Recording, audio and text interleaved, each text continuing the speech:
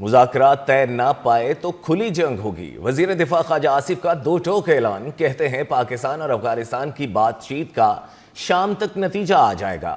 Security forces دہشت گردوں سے لڑ رہی ہیں۔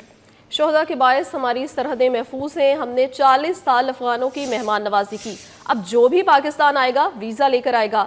دفاعی ماہرین کہتے ہیں مذاکرات بہترین راستہ ہے، لیکن گھی سیدھی انگلی سے نہ نکلے تو انگلی ٹیڑھی کرنی پڑتی ہے۔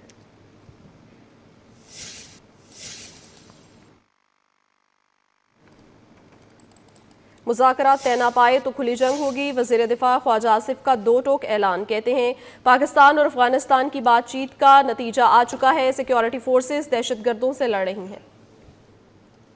مذاکرات سے معاملہ طے نہ پائے تو کھلی جنگ ہوگی۔ وزیر دفاع خواجہ آصف نے دو ٹوک پیغام دے دیا۔ میڈیا سے گفتگو میں کہا 40 سال مہمان نوازی کی، اب جو افغان باشندہ پاکستان آئے گا ویزا لے کر ہی آئے گا۔ وزیر دفاع نے کہا افغان بھارتی پراکسی کے طور پر کام کر رہے ہیں، سیکیورٹی فورسز پراکسیز اور ان کے آقاؤں کا مقابلہ کر رہی ہیں۔ شہدائے وطن کے باعث ملک کی سرحدیں محفوظ ہیں۔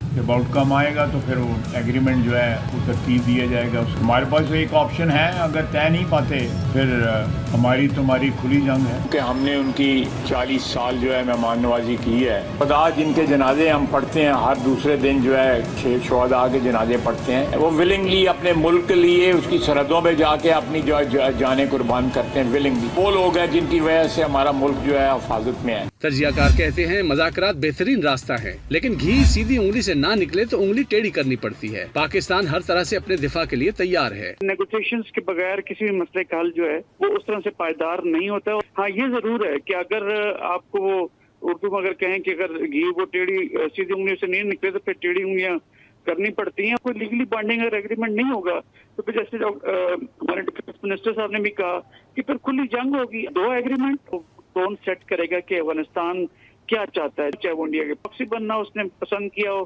چاہے وہ کرائے کے قاتل بننا چاہتے ہوں یا ٹیررزم کو ہوا دینا چاہتے ہوں۔